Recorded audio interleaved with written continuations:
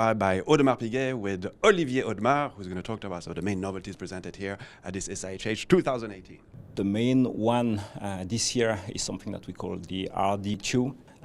We decided to call that watches that incorporate a lot of new technologies, but that we will present only the following year. You may remember the Super Sonnerie, which was the RD1, and now the RD2 is something that combines our tradition with innovation into a way where we can make a perpetual calendar, which is something that is extremely complicated and normally which requires a certain amount of place, into something that is 3 times smaller, but with the same performances in terms of quality and reliability. And to do that, what we did actually is that we've been able to transform 3 functions that were dependent on 3 different components into 1 component that is much more complex, but that can do those 3 things. You've come up with something very interesting also for ladies. Right? Yes. We are seeing that there is also an evolution when it comes to the type of watches that ladies are interested into. This year, this is the first time that we will have a ladies concept, and I'm really proud of that because I think that this is a great line. Still in the Royal Oak, we've seen also a new tourbillon with a very beautiful new type of, well, guilloche with those chocolate box, but with a kind of a solar feel to it. Can you explain us a little bit about this one too? What we are doing is that we are using very old machinery.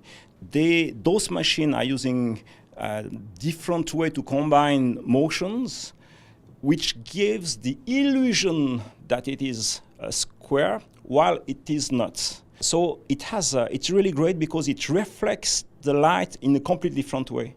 It makes the dial much more alive, but it takes a much longer time. For classic dials, just the machinery of that takes rather like 1 hour or even more than that, just for the first step.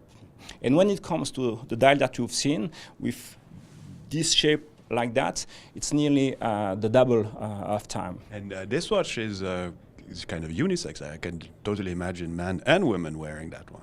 Yes, we are seeing that more and more. It was a bit the same with the frosted gold that we presented last year.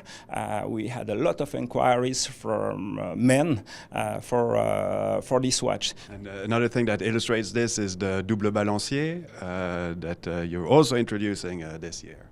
It's not a totally new movement, but execution is different. Yes, actually, the one that we launched, I love it. I don't have it on my wrist, but the watch that I wear every day is this double balance wheel. So what we've been able to do with the double balance wheel is to increase the precision of the watch by averaging out the impact of what happened when the spring, which makes the open and close. When it's opening, it's not perfectly symmetrical, so it means that the center of gravity moves a little bit on the side, and then it can slightly impact the accuracy of the watch.